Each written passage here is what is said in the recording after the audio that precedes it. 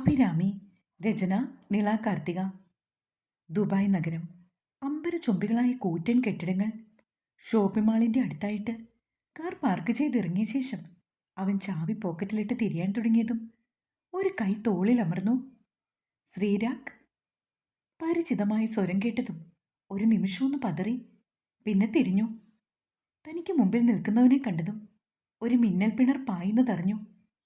അയാൾ നീട്ടിയ കയ്യിൽ യാന്ത്രികമായി കൊരുത്തു Sreerag. I can't believe you Sreerag.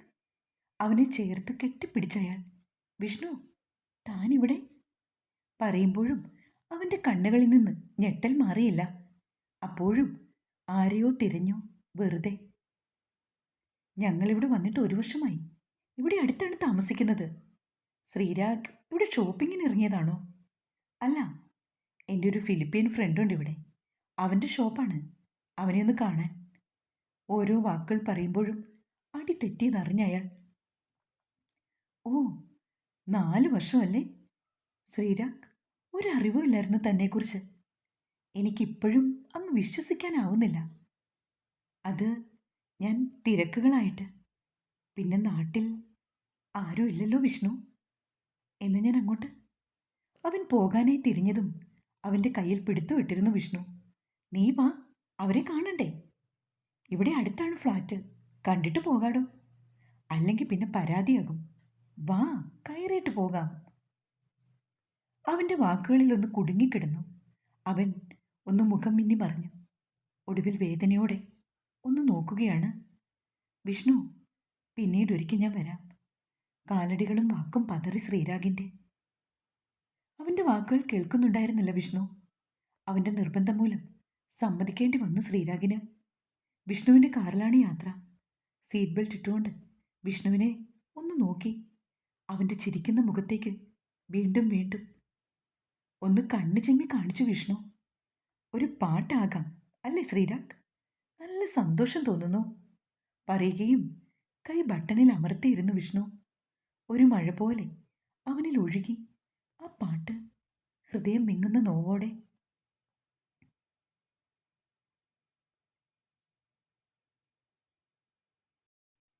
ഹൃദയത്തെ തഴുകി ആ പാട്ട് കണ്ണുനീർ കണമായി കൺകോണിൽ തിളങ്ങി നിന്നു. ഇത് തൻ്റെ ഇഷ്ടപ്പെട്ട പാട്ടാണല്ലേ? അവൾ പറഞ്ഞിട്ടുണ്ട്. എന്തൊരു ഫീലാണല്ലേ?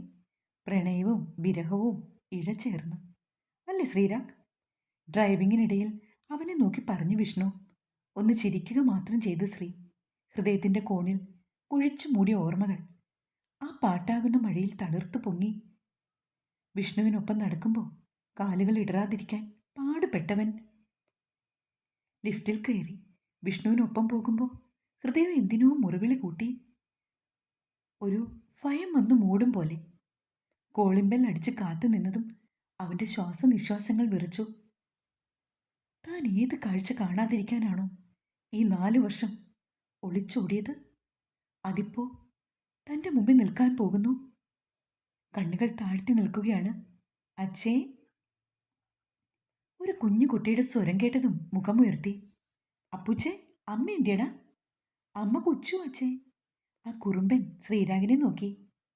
ആരാ അച്ഛേ? ശ്രീരാഗിനെ നോക്കി കുഞ്ഞിച്ചൻ ചോദിച്ചു. ഇത് അച്ഛ ഫ്രണ്ട്. അപ്പൂസ് അമ്മയോട് പറയൂ, അച്ഛ ഫ്രണ്ട് വന്നു. Special friend. ശ്രീരാഗ് ആ കുഞ്ഞു മുഖത്ത് കണ്ണുകളാൽ തലോടി. എന്തോ തിരയും പോലെ. സോഫയിലേക്കിരുന്ന് വിഷ്ണു എന്തൊക്കെയോ ചോദിക്കുന്നുണ്ട്. തൻ്റെ പിറകിലായി തന്നിലേക്ക് അടുക്കുന്ന കാലടി ശബ്ദത്തിൽ ഇടറിപ്പോയി അവൻ. ഈ നിമിഷം മരിച്ചു പോയിരുന്നെങ്കിലും തോന്നി. തന്നിലേക്ക് അടുത്തു വരുന്ന ആ മുഖം കാണാനാകാതെ കണ്ണുകൾ ഇറുക്കി അടച്ചിരുന്നവൻ. ഇനി പാസ്റ്റാണ് പറഞ്ഞു പോകുന്നത്. 4 വർഷങ്ങൾക്ക് മുൻപ്. അലാറം അടിച്ചതും പുതപ്പ് മുഖത്തുനിന്ന് എടുക്കാതെ തന്നെ അത് ഓഫ് ചെയ്തവൻ. ശ്രീകുട്ട, എഴുന്നേറ്റേ. സൊസൈറ്റി കൊണ്ടുപോയി പാല് കൊടുക്കടാ. സമയം എത്രയെന്നാ? പശുവിനുള്ള ഒക്കെയും തീർന്നു. ദേവിയമ്മ പുതപ്പ് വലിച്ചെടുത്തു. കണ്ണുകൾ തിരുമ്മി എഴുന്നേറ്റവൻ. മുഖത്തേക്ക് വീണ് കിടക്കുന്ന മുടി മാടി ഒതുക്കി കട്ടിയിൽ വളർന്നു നിൽക്കുന്ന താടിരോമത്തിൽ വിരലാൽ ഒഴിഞ്ഞു. മേശമേലിരിക്കുന്ന ഫോൺ എടുത്ത് സ്ക്രീൻ ഓണാക്കി. എൻ്റെ അമ്മുക്കുട്ടി 6 മണിയായോ? എന്ത് എന്താ എന്നെ വിളിച്ചില്ല? അവർ എളിയിൽ കൈകുത്തി നിന്ന് അവനെ നോക്കി. നല്ല കാര്യം. നീ പിന്നെ എന്തിനാ ശ്രീകുട്ട അലാറം വെക്കുന്നേ? എന്നെ മെനക്കെടുത്താനല്ലാതെ. ചെക്കന് വെപ്രാളമാണ് താനും. എൻ്റെ അമ്മക്കുട്ടി, ഞാൻ ദേ ഇപ്പം റെഡിയാകും, പാലെടുത്ത് വെച്ചോളൂ. അതും പറഞ്ഞ് മുണ്ടും കുത്തി എഴുന്നേറ്റ് പല്ലും തെച്ച് മുഖം കഴുകി കണ്ണാടിക്ക് മുന്നിൽ നിന്ന് മുടി കൈകൊണ്ട് ഒന്ന് കോതി മേശപ്പുറത്ത് വെച്ചിരിക്കുന്ന തൂക്കുമന്തി എടുത്തു. നൈറ്റിയിൽ കയ്യും തൂത്ത് നിൽക്കുന്ന അമ്മയുടെ കവിളിൽ ഒന്ന് തലോടി മൊന്ത തൂക്കിയിട്ട് ബൈക്ക് സ്റ്റാർട്ട് ചെയ്തതും അകലെ നിന്നൊരു വിളി കേട്ടു. ശ്രീ, പോകല്ലേ, ഞാനും വരുന്നുണ്ട്. അകലെ നിന്ന് ഓടി വരുന്നുണ്ട് മാളവിക എന്ന മാളു, ശ്രീരാഗിൻ്റെ അമ്മാവിൻ്റെ മോള്. നീ ഈ വെളുപ്പാങ്കാലത്ത് എങ്ങോട്ടാ മാളു? അമ്പലത്തിൽ ശ്രീയേട്ടൻ്റെ കൂടെ പോകാമല്ലോ, അതാ. ബൈക്കിൽ കയറാൻ തുടങ്ങിക്കൊണ്ട് പറഞ്ഞു. നിന്നോട് ഞാൻ പറഞ്ഞിട്ടുണ്ട് എൻ്റെ ബൈക്കിൽ കയറാൻ വരണ്ടെന്ന്. നിന്റെ പരട്ട തന്ത കണ്ടാൽ അത് മതി. അച്ഛനോട് പോകാൻ പറ. അതും പറഞ്ഞ് അവൻ്റെ ബൈക്കിൽ കയറിയവൾ. മാളു, നീ നടന്നു പോകാൻ നോക്ക്. നിന്നോട് ഞാൻ പല തവണ പറഞ്ഞു നിന്റെ ആഗ്രഹം നടക്കില്ലെന്ന്. ഞാൻ കാത്തിരുന്നോളാം, ഈ മനസ്സ് മാറും വരെ. അപ്പോഴേക്കും ദേവിയമ്മ അങ്ങോട്ട് വന്നു. ശ്രീകുട്ട, സുഭദ്രമ്മ നിന്നെ തിരക്കിയായിരുന്നു, അത്രയുടെ ഒന്ന് ചെന്നേക്ക് കുട്ടി. രാജേട്ടൻ്റെ മോള് വന്നിട്ടുണ്ട് ബാംഗ്ലൂരിൽ നിന്ന്. അതിന് ഞാനെന്ത് ചെയ്യാനാമേ? അവൻ ഒരു മുഷിച്ചിലോടെ പറഞ്ഞു. അത് ആ കുട്ടിക്ക് എവിടേക്കോ പോണോത്രേ. സ്ഥലമൊന്നും അറിയില്ലല്ലോ, കാർ ഓടിക്കാനാകും. ആ സതീശൻ കുറച്ച് ദിവസത്തേക്ക് അവധിയാണെന്ന്. എൻ്റെ അമ്മ, എനിക്ക് സമയമില്ല. വാഴയുടെ തടം എടുക്കണം, കൃഷിഭവനിൽ പോകണം. അമ്മ സുഭദ്രമ്മയോടൊന്ന് പറഞ്ഞേക്ക് എനിക്ക് വയ്യാന്ന്, ഇതിൻ്റെയൊക്കെ പുറകെ നടക്കാനും. അതും പറഞ്ഞ് ബൈക്ക് മുൻപോട്ടെടുത്തു. ശ്രീകുട്ട, പോണേടാ, അവർ ചെയ്ത സഹായം മറക്കല്ലേ ശ്രീയെ, പുറകിൽ നിന്നവർ വിളിച്ചു പറഞ്ഞു. ബൈക്ക് മുൻപോട്ടെടുത്തതും വീഴാതിരിക്കാൻ മാളു അവനെ വട്ടം പിടിച്ചു. ദേ മാളു, ഇരിക്കുന്നേക്ക് കൊള്ളാം, ദേഹത്ത് തൊട്ട് വേണ്ട. ഓ, ഉരുകുവോ മരങ്ങോടൻ. അതും പറഞ്ഞ് കൈ വലിച്ചെടുത്ത് അവന് നേരെ കോക്രി കാണിച്ചു. പോകുമ്പോൾ എതിരെയുള്ള ആ 2 നില വീട്ടിലേക്ക് മിഴികൾ പാറി അവൻ്റെ. ആ മതിൽക്കെട്ടിനപ്പുറം പുറംതിരിഞ്ഞൊരു പെൺകുട്ടി നിൽപ്പുണ്ട്. ഷോർട്ട്സും ബ്ലാക്ക് ബനിയനുമാണ് വേഷം. മുടി പോണിട്ടയിലായി ഉയർത്തി കെട്ടിയിട്ടുണ്ട്.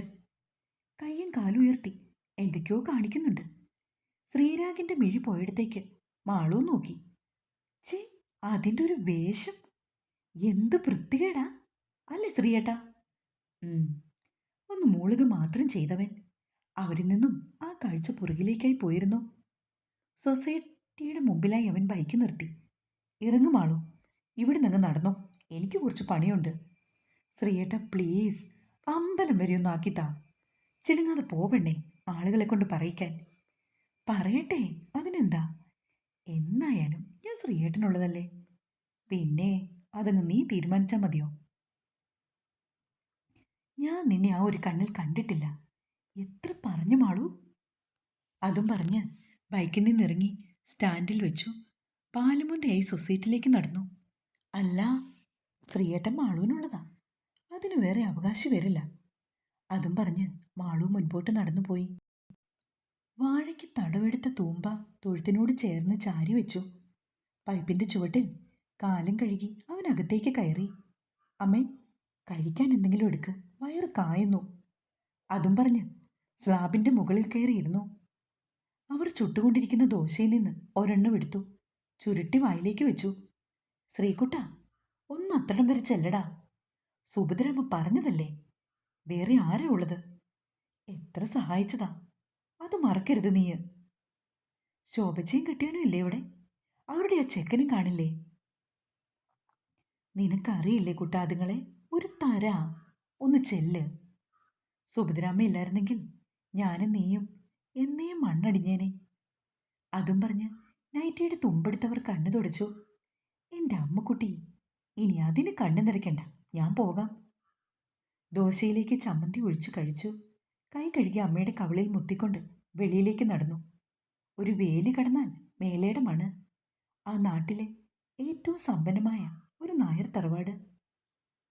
ഒരു കാലത്ത് തനിക്കും അമ്മയ്ക്കും കൈത്താങ്ങായത് അവിടുത്തെ സുഭദ്രമ്മയാണ്. മുണ്ടും മടക്കിക്കുത്തി നടന്ന് ശ്രീരാഗ്. മുറ്റത്ത് ചെന്ന് അകത്തേക്ക് നോക്കിക്കൊണ്ട് അവൻ ഉറക്കെ വിളിച്ചു, മുത്തശ്ശി. ആ, ശ്രീകുട്ടൻ വന്നോ? ഞാൻ ഓർത്തു നീ ഇനി വരില്ലേന്ന്. കുറേയായി കുട്ടിയെ കാക്കുന്നു. അമ്മ എന്താ പറയുന്നേ? മേലേടങ്കാരി വിളിച്ചാൽ വരാതിരിക്കൂ ഇവൻ? ഇവിടം കൊണ്ടല്ലേ അമ്മയും മകനും ജീവിക്കുന്നത്? നീരസത്തോടെ ശോഭ പറയുകയാണ്. ശോഭേ, നിർത്ത്. ശ്രീകുട്ടൻ നല്ലപോലെ അധ്വാനിച്ച് ജീവിക്കുന്നവനാണ്. അവൻ സഹായിച്ചത് നോക്കിയാ കടം അങ്ങോട്ടാ, പൈസയായിട്ടല്ലെന്നേ ഉള്ളൂ. സുഭദ്രമ്മ നീരസത്തോടെ അവരെ നോക്കി. ഓ, അല്ലെങ്കിലും അമ്മയ്ക്ക് ഇവനെ പറഞ്ഞ പൊള്ളൂലോ. അതും പറഞ്ഞവർ അകത്തേക്ക് പോയി. ആമീ, മോളോട് വരാൻ പറയൂ. ശ്രീകുട്ട, മോൾക്ക് എന്തൊക്കെയോ ആവശ്യമുണ്ട്, ഒന്ന് ശ്രദ്ധിച്ചോണേ. വിശ്വസിച്ച് വിടാൻ നീയേ ഉള്ളൂ. അതാ, ഇവിടെ ഒന്നും അത്ര പരിചയമില്ല കുട്ടിക്ക്. അത് പിന്നെ പറയണോ മുത്തശ്ശി? പെട്ടെന്ന് മുത്തശ്ശി വന്ന് വട്ടം പിടിച്ച് അവളിലേക്ക് പാറി. അവൻ്റെ കണ്ണുകൾ വെളുത്തു മെലിഞ്ഞ ഒരു പെൺകുട്ടി, ഇറുകിയ ജീൻസും വൈറ്റ് കളർ സ്ലീവ്ലെസ് ടോപ്പുമാണ് വേഷം. മുടി ഉയർത്തി കെട്ടിയിട്ടുണ്ട്. എന്തോ ശ്രീരാഗ് അവളെയൊന്ന് നോക്കി. അവൾ മുഖമുയർത്തിയതും കാണുന്നത് തന്നെ നോക്കി നിൽക്കുന്നവനെയാണ്. മുത്തശ്ശി, ഇതാണോ ഡ്രൈവർ? അതും പറഞ്ഞ് അവനെ രൂക്ഷമായി അടിമുടി നോക്കി. ഇങ്ങനെയാണോ താൻ വരുന്നത് എൻ്റെ കൂടെ? എന്തൊരു വേഷമാടോ? മോളെ, ഇത് ഡ്രൈവർ അല്ല, ശ്രീരാഗ്. നീ ഓർക്കുന്നില്ലേ? കുഞ്ഞിലെ കുറേ കളിച്ചിട്ടില്ലേ നീ ഇവൻ്റെ കൂടെ? ഓ, എനിക്കാ ഓർമ്മയൊന്നുമില്ല. അതും പറഞ്ഞ് ഡോർ തുറന്ന് ബാക്ക് സീറ്റിലേക്ക് കയറിയിരുന്നു. അവൾ അങ്ങനൊരു കുട്ടിയാ, ഒന്നും തോന്നല്ലേ ശ്രീകുട്ട? അവർ സങ്കടത്തോടെ പറഞ്ഞു. അവരെ ഒന്ന് ചിരിച്ചു കാണിച്ചവൻ. അവളുടെ പുച്ഛഭാവം അവനിൽ ദേഷ്യം പിടിപ്പിച്ചു. എങ്കിലും ഒന്നും മിണ്ടാതെ കാറിലേക്ക് കയറി. സീറ്റ് ബെൽറ്റ് ഇട്ട് മിററിലൂടെ അവളെ നോക്കി. മുഖം കുനിച്ച് ഫോണിൽ തോണ്ടിയിരിക്കുന്നവളെ കണ്ടിട്ട് ദേഷ്യം ഇരച്ചു കയറി. അഹങ്കാരി. അവൻ്റെ ചുണ്ടുകൾ അനങ്ങി. അവളൊന്നും മുഖമുയർത്തി നോക്കിയതും ശ്രീ കാറ് മുൻപോട്ടെടുത്തു. ഡ്രൈവിങ്ങിൻ്റെ ഇടയിൽ മിററിലൂടെ നോക്കിയ ശ്രീരാഗ്. എന്നാൽ അവളുടെ ശ്രദ്ധ ഫോണിലാണ്. തനിക്ക് എവിടെയാ പോകേണ്ടതെന്ന് പറഞ്ഞില്ല. എന്നോടാണ് ചോദിച്ചേ? അല്ലാതെ വേറെ ഇവിടെ ആരെങ്കിലും ഉണ്ടോ? എന്നെ താൻ, നീ, എടി എന്നൊന്നും വിളിക്കരുത്. എനിക്കിഷ്ടമല്ലത്. Call me Aami. ആമയോ? പിറുപിറുത്തുകൊണ്ട് ഒന്ന് ചിരിച്ചവൻ. എൻ്റെ പേര് അഭിരാമി എന്നാണ്. ആമി എന്ന് വിളിച്ചാൽ മതി.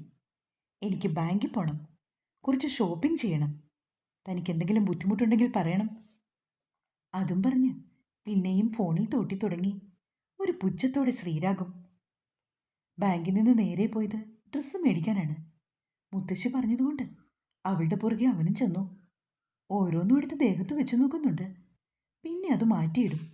നിന്നും അടുത്ത് ശ്രീയ അവിടെ കിടന്ന സോഫയിലേക്കിരുന്നു, ഫോൺ നോക്കിക്കൊണ്ട്. മുട്ടുവരെ നഗ്നമായ 2 കാലുകൾ കണ്ടതും അവൻ മുഖമുയർത്തി നോക്കി.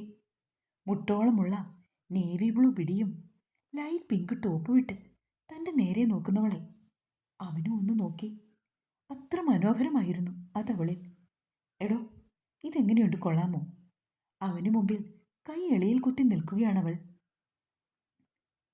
അവളെ ഒന്ന് നോക്കിയിട്ട് എഴുന്നേറ്റ് അവളുടെ അടുത്തേക്ക് നടന്നു. ഉള്ളത് പറയാലോ, ഒരു ഭംഗിയില്ല. പാടത്ത് വെച്ച കോലം പോലെയുണ്ട്. ഓരോ വേഷം കെട്ടില്. അത് പറഞ്ഞ് നടന്നു. പിന്നെ തിരിഞ്ഞു നിന്നു. പിന്നെ ഈ എടോ പോടോ വിളി വേണ്ട. എൻ്റെ പേര് ശ്രീരാഗ്. ഇയാൾക്ക്, അല്ല, ആമിക്ക് എൻ്റെ പേര് വിളിക്കാം.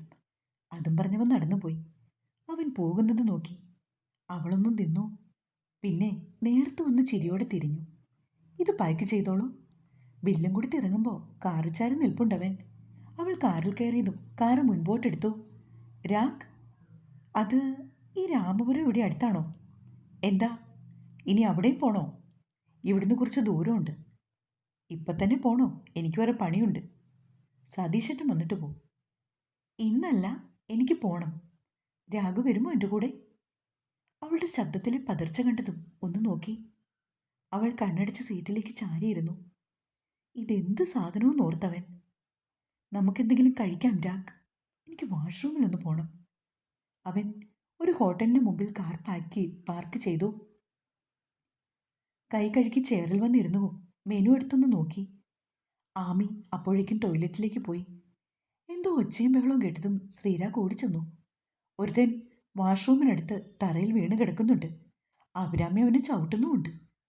ആളുകൾ കുറച്ചുപേർ ചുറ്റിനും കൂടി ആരൊക്കെ അവളെ പിടിച്ചു മാറ്റാൻ ശ്രമിക്കുന്നുണ്ട്. ആമി എന്തേ കാണിക്കുന്നേ? അവൻ ഓടിച്ചെന്ന് അവളുടെ കയ്യിൽ പിടിച്ചു വലിച്ചു. അപ്പോഴേക്കും ആളുകളൊക്കെ കൂടി. രാഗ്, ഇവൻ ചെറ്റ എന്താ ചെയ്തെന്നറിയോ? എന്നെ കയറി പിടിച്ചു. ഓ, ഞാൻ ചെയ്തത് തെറ്റ്. എന്നെ പിടിച്ചോന്നും പറഞ്ഞ് എല്ലാം തള്ളിക്കാണിച്ച് നടക്കുന്നതിന് കുഴപ്പമില്ല. നിലത്ത് കിടന്നവൻ ചീറിക്കൊണ്ട് എഴുന്നേറ്റു. അത് ശരിയാണെന്ന രീതിയിൽ അവളെ നോക്കി എല്ലാവരും അടക്കം പറയുന്നുണ്ട്. ശ്രീരാഗ് അവളുടെ കയ്യിൽ ബലമായി പിടിച്ചു. ഇവൻ പറയുന്നതിൽ എന്ത് തെറ്റാ ഉള്ളത്? നിനക്ക് വൃത്തിയിൽ എന്തെങ്കിലും ഇട്ട് നടന്നുകൂടെ? എന്നെയും കൂടി നാണം കെടുത്താൻ. അവന്റെ വാക്കുകളിലെ ആ പുച്ഛം നോക്കി നിന്നു ആമി. ഈ പെണ്ണ എന്നെ ആദ്യം. അത് പറഞ്ഞു തീരുന്നതിന് മുൻപ് അവന്റെ കവളിൽ അവളുടെ അടി വീണിരുന്നു.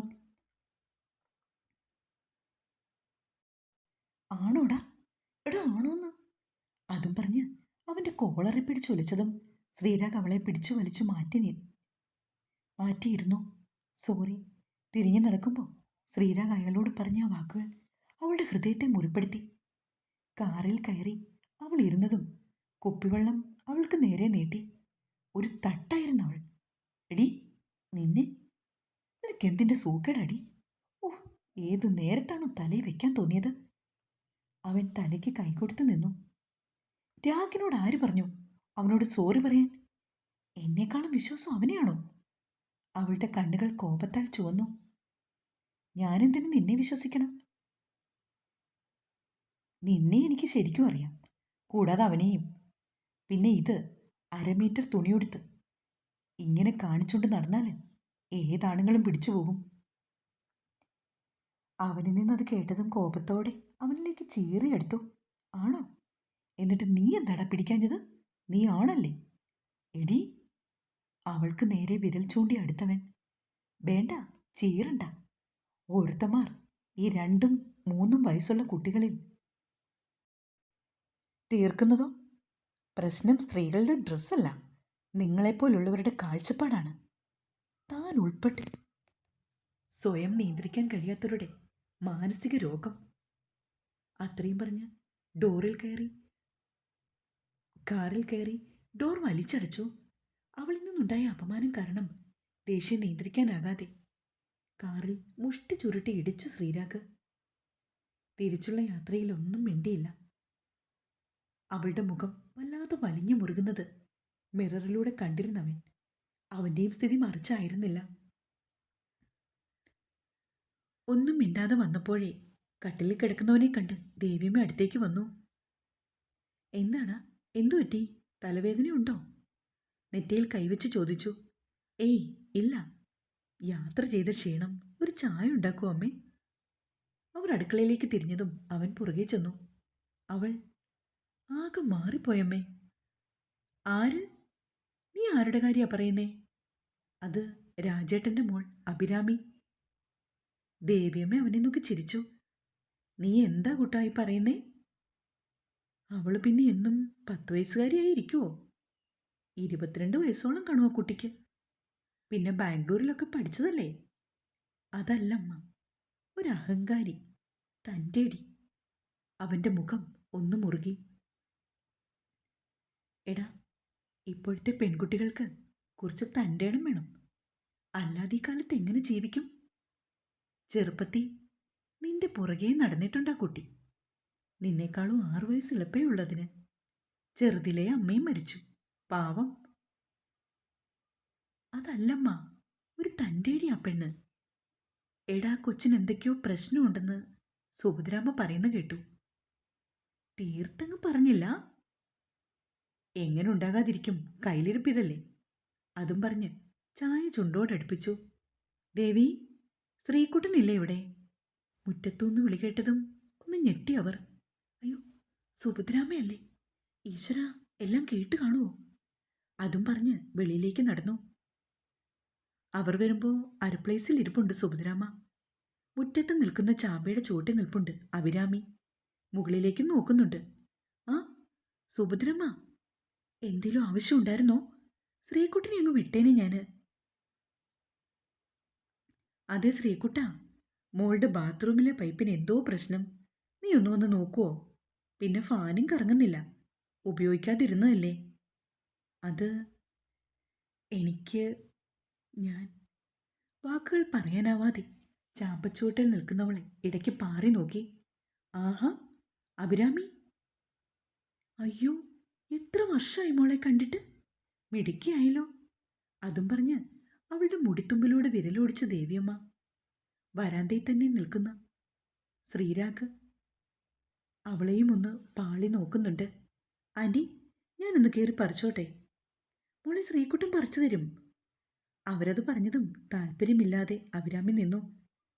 വേണ്ട ആൻറ്റി, ഞാൻ തനിയെ പറിച്ചോളാം. അവൾ ആ മരത്തിൻ്റെ കൊമ്പിലേക്ക് കയറിയിരുന്നു. എന്തോ നോക്കി നിന്നുപോയി ശ്രീരാഗ്. പണ്ട് കണ്ട നാണം കുണുങ്ങിയല്ല, ഒരുപാട് മാറിയിരിക്കുന്നു. പാറ്റിൻ്റെ പോക്കറ്റിൽ ചാമ്പങ്ങയുമായി ഇറങ്ങി വന്ന് മുത്തശ്ശിയുടെ വായിലേക്കും വെച്ചു കൊടുത്തു. ഇന്ന് ആൻറ്റിക്ക് വേണ്ടേ? അവളുടെ കയ്യിൽ നിന്ന് ഒരെണ്ണം മേടിച്ച് വായിലേക്കിട്ട് ദേവി. ആൻറ്റി, ഇവിടെ ഒരു കുളമില്ലേ? അവൾ നാലുപാട് നോക്കി. മോൾ ഓർക്കുന്നുണ്ടോ? അതെ, കുറച്ചങ്ങ് ഇറങ്ങിപ്പോണം. ഇവിടെ ആരൂപ്പം കുളത്തിലൊന്നും കുളിക്കാറില്ല. കാട് പിടിച്ച് കിടക്കുവാ. എനിക്കൊന്ന് കാണാനായിരുന്നു. കണ്ണുകളിൽ ഒരു തിളക്കമായിരുന്നു അവളിൽ. അതിനെന്താ, ശ്രീകുട്ടൻ വരുമോളെ? ശ്രീകുട്ട, ഒന്ന് ചെല്ലും മോളുടെ കൂടെ. ദേവിയമ്മ അത് പറഞ്ഞതും ഇഷ്ടപ്പെടാതെ നോക്കി അവനവളെ. എനിക്ക് സമയമില്ല, കവലവരെയൊന്ന് പോണം. അതും പറഞ്ഞ് ബൈക്കിൻ്റെ അടുത്തേക്ക് നടന്നു. അവൾക്ക് കുളം ഓർമ്മയുണ്ട്, എന്നെ ഓർമ്മയില്ല. മനസ്സിൽ ഓർത്തുകൊണ്ടവൻ ബൈക്കിൽ കയറാൻ തുടങ്ങി. ഒന്ന് ചെല്ല് ശ്രീകുട്ട, അവളുടെ ഒരു ആഗ്രഹമല്ലേ? സുഭദ്രമ്മ പറഞ്ഞതും ഒന്നും മിണ്ടാതെ നടക്കൽ ഇറങ്ങിപ്പോകുന്നവളെ നോക്കി നിന്നു. പിന്നെ നിവൃത്തിയില്ലാതെ പുറകെ അവനും പോയി. കാട് പിടിച്ചു കിടക്കുന്ന വഴിയിലൂടെ നടന്നു ആമി. പുറകെ രാഗും. പോകുന്ന വഴിക്ക് കാണുന്ന പൂവും പള്ളയും പറിച്ചെടുക്കുന്നുണ്ട്. രാഗ് MP ആണെന്ന് മുത്തശ്ശി പറഞ്ഞു. പിന്നെന്താ ജോലിക്കൊന്നും നോക്കാത്തെ?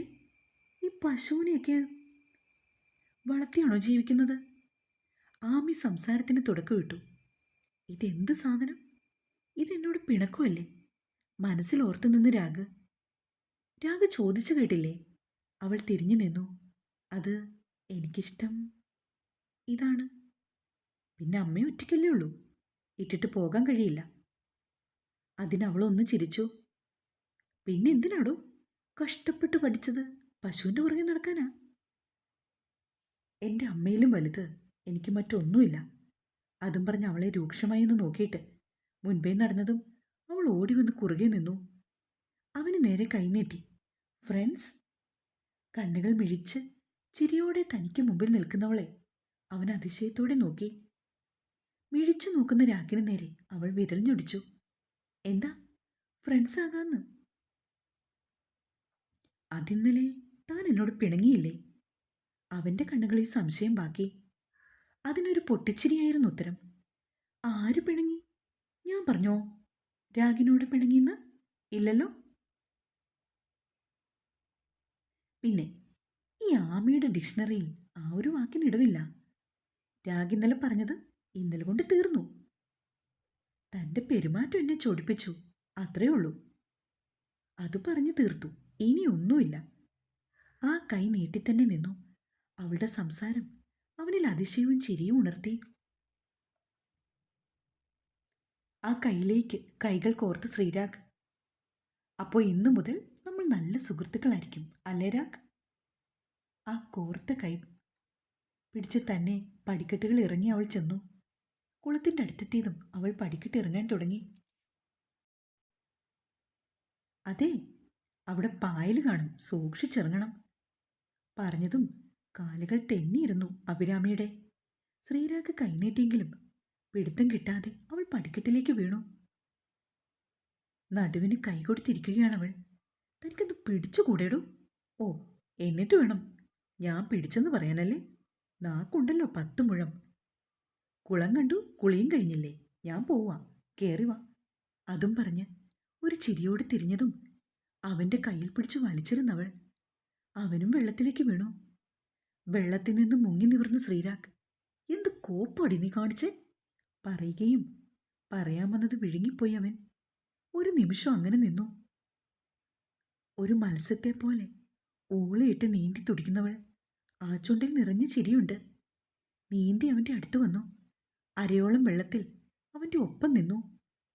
അത്ര അടുത്തായി അവൻ്റെ 2 കൈയിലും കൂട്ടിപ്പിടിച്ചവൾ. എന്ത് രസാടോ രാഗ്, നമുക്കെന്നും വരാം ഇവിടെ. ഈ തണുത്ത വെള്ളത്തിൽ പലതും മറന്നു പോകുന്നു. ഞാൻ ആ പഴയ 10 വയസ്സുകാരിയായി. തൻ്റെ കയ്യും പിടിച്ച് ഒരു കുഞ്ഞു കുട്ടിയെപ്പോലെ പറയുന്നവളെ നോക്കി നിന്നവൻ. ഇതുവരെ തോന്നാത്ത വികാരം തന്നെ മൂടുന്നത് ഒരു കുളിരോടെ അറിഞ്ഞു. കുളത്തിലെ തണുപ്പ് സിരകളിലൂടെ മിന്നൽ പോലെ പ്രവഹിച്ചു. ഒരു നിമിഷം അവളിലെ ഭാവത്തെ തേടി അവൻ തൻ്റെ കൈപിടിച്ച് നടന്നിരുന്ന 10 വയസ്സുകാരിയെ കണ്ടു. വെള്ളത്താൽ നനഞ്ഞിരിക്കുന്ന അവളുടെ മുടിയിഴകൾ നെറ്റിയിലും കവിളിലുമായി പാറി പറ്റിച്ചേർന്നിരുന്നു. അവൻ പോലും അറിയാതെ കൈ മെല്ലെ പൊങ്ങി അവളുടെ കവിളിനടുത്തെത്തി. ശ്രീയേട്ടാ, എന്താ ഇത്? മാളുവിൻ്റെ ഒച്ച കേട്ടതും കൈ പിൻവലിച്ചു. വിറപൂണ്ട് നടക്കല്ലിറങ്ങി വരുന്ന മാളുവിനെ കണ്ടതും ഒരു നടക്കല്ല് മുകളിലേക്ക് കയറിയവൻ, ചേ, നിനക്ക് നാണമില്ലേ ആണുങ്ങളുടെ കൂടെ കുളിക്കാന്? അതും ഇങ്ങനെ ഒട്ടിപ്പിടിച്ച ഡ്രസ്സിട്ട്. അതും പറഞ്ഞ് പടിക്കെട്ടുകൾ ഇറങ്ങി വരുന്നവളെ നോക്കി. ആമി അവളുടെ മുഖത്തെ ഭാവം കണ്ടതും ചിരി വന്നു. ഇതാരാ രാഗ്, തൻ്റെ ലവറാണോ? അതും പറഞ്ഞ് പിന്നെയും വെള്ളത്തിലേക്ക് നീന്തി. ആമിയുടെ ആ ചോദ്യം മാളുവിന് ഇഷ്ടമായി. നാണത്താ മുഖം കുനിച്ചു. അല്ല, ആമി അമ്മാവൻ്റെ മോളാണ് മാളവിക. നീ എന്താ ഇവിടെ? പടിക്കെട്ട് കയറിക്കൊണ്ട് ചോദിച്ചവൻ. ശ്രീയേട്ടൻ എന്താ ഇവിടെ? ഇവളുടെ കൂടി ഈ വെള്ളത്തിൽ? അവൻ്റെ നനഞ്ഞൊട്ടിയ മുണ്ടിലേക്കും പാതി ബട്ടൺ അഴിഞ്ഞ് അനാവൃതമായ നെഞ്ചിലേക്കും നോക്കി. വെള്ളത്തുള്ളികൾ ഒലിക്കുന്ന കറുത്ത രോമത്തിൽ പറ്റിച്ചേർന്ന് ഒരേലസ് കിടപ്പുണ്ട്. നീ പൊയ്ക്കോ, ഞാൻ വന്നോളാടി. അവനത് പറയുമ്പോൾ അവളുടെ കണ്ണുകൾ വെള്ളത്തിൽ നീന്തുന്നവളിലായിരുന്നു. ഒരുതരം പകയോടെ നോക്കി നിന്നു. അതെ, ഇത് തൻ്റെ ബാംഗ്ലൂരില്ല, നാട്ടിൻപുറമാണ്. നാണമില്ല ഇങ്ങനെ കുളിക്കാന്? ആരെങ്കിലും കണ്ടാല്. അവളുടെ സംസാരം കേട്ട് ഒരു ചിരിയോടെ അവളുടെ അടുത്തേക്ക് നീന്തി വന്നു. കാണുന്നവർ കണ്ടിട്ട് പോട്ടടോ. കാണുന്നതിലൂടെ അവർക്ക് സുഖം കിട്ടുമെങ്കിൽ അത് നമ്മളായിട്ട് വേണ്ടെന്ന് വെക്കണ്ട. താനും വാ, നമുക്ക് ഒരുമിച്ച് കാണിച്ചു കുളിക്കാം. പറഞ്ഞു തീർന്നതും അവളുടെ കയ്യിൽ പിടിച്ച് വലിച്ച് കുളത്തിലേക്ക് ഇട്ടിരുന്ന ആമി. വെള്ളത്തിലേക്ക് വീണ് ദേഷ്യത്തോടെ മുങ്ങിപ്പൊങ്ങി മാളവിക. ശ്രീരാവിന് ചിരി വന്നുവെങ്കിലും പുറത്ത് കാണിച്ചില്ല. എന്നാൽ 2 പേരും കുളിച്ചിട്ട് വാ, ഞാൻ പോവാ, എനിക്ക് പുല്ലുവെട്ടാൻ പോണം. അതും പറഞ്ഞ് രാഗ് തിരിഞ്ഞു. രാഗ് പോകല്ലേ, ഞാനും വരുന്നു. ആമി വെള്ളത്തിൽ നിന്ന് കയറി. അവളുടെ ഡ്രസ്സ് ദേഹമാകെ ഒട്ടിപ്പിടിച്ചു. നടക്കാൻ പാട് തോന്നിയെങ്കിലും അവൻ്റെ പുറകെ ഓടിച്ചെന്നു. നീ എന്നെ ഉന്തിയിട്ടല്ലേ, കാണിച്ചു തരാം. ഈ മാളവിക ആരാണെന്ന് കാണിച്ചു തരാം പറയുകയും വെള്ളത്തിൽ ശക്തിയിലടിച്ചു. താൻ എന്തു പണിയാടോ കാണിച്ചേ? മാളുവിനെ വെള്ളത്തിൽ എന്തിനാ ഉന്തിയിട്ടത്? രാഗ് നടക്കുന്നതിനിടയിൽ അവളോട് ചോദിച്ചു. എന്താ, മുറിച്ചെറുക്കനെന്ന് ഉന്തോ? അവളുടെ വർത്താനം കേട്ടോ, അതാ എനിക്ക്. തമാശക്കേ. അവൻ്റെ മുഖത്തേക്ക് നോക്കി ആമി അവനിൽ ഒരു നറുചിരി വിടർന്നു. അപ്പോ ഇഷ്ടായി? കള്ളാ, എന്നാൽ എനിക്ക് ചെലവ് ചെയ്യണം. എന്തിന്?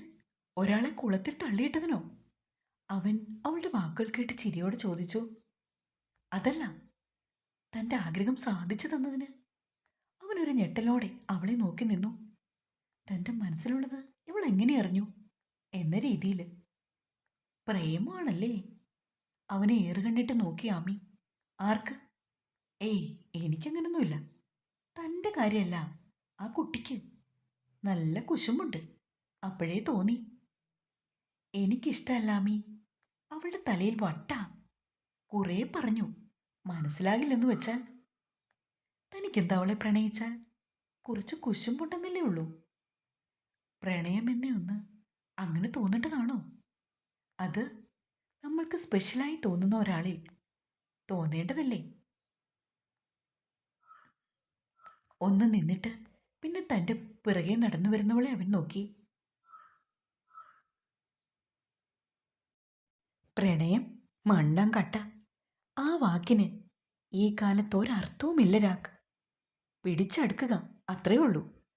കിട്ടിയില്ലെങ്കിൽ കത്തിയിലോ പെട്രോളിലോ പക തീർക്കുക. അത്രയും പറഞ്ഞിട്ട് ഒന്ന് നടന്നവൾ അതിശയിച്ച് നിൽക്കുകയാണ് ശ്രീരാഗ്. ഇനി അവൾക്ക് വല്ല പ്രണയ നൈരാശ്യമാണോ? ഇതെങ്ങനെയാണ് ശ്രീകുട്ട നനഞ്ഞ്? നീ കുളത്തിൽ മുങ്ങാറില്ലല്ലോ. ദേവിയമ്മ അത് പറഞ്ഞതും മേലെടുത്തേക്ക് നടന്നു പോകുന്നവളെ നോക്കി നിന്നു ശ്രീരാഗ്. അവനിലൊരു പുഞ്ചിരി തട്ടിക്കളിച്ചു. തലയും തോർത്തിക്കൊണ്ട് അകത്തേക്ക് നടന്നു. അമ്മ, എനിക്ക് പൈസ വേണം, ഉടനെ, അതെവിടുന്നായാലും. നീ എന്താ ഇതു പറയുന്നേ? പഠിക്കുന്ന നിനക്കെന്തിനാ ഇത്രയും പൈസ?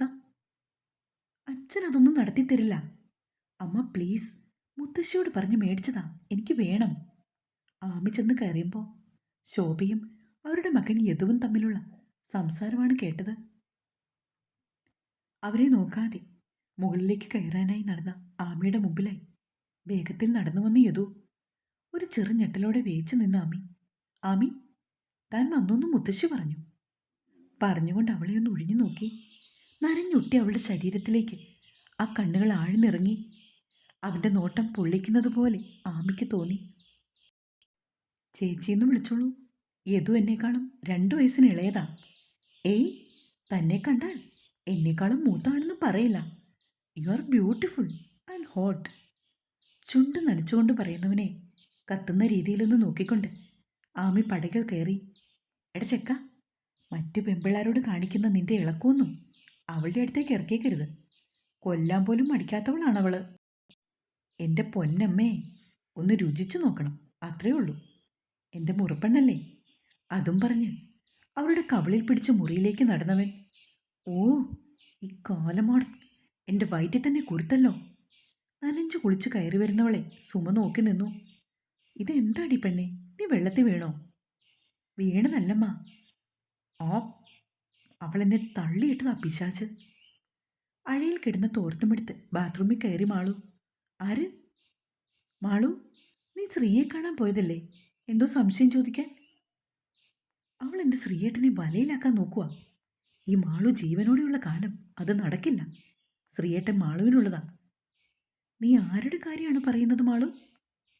ആ മേലെടുത്തൊരുത്തി വന്നിട്ടുണ്ട്.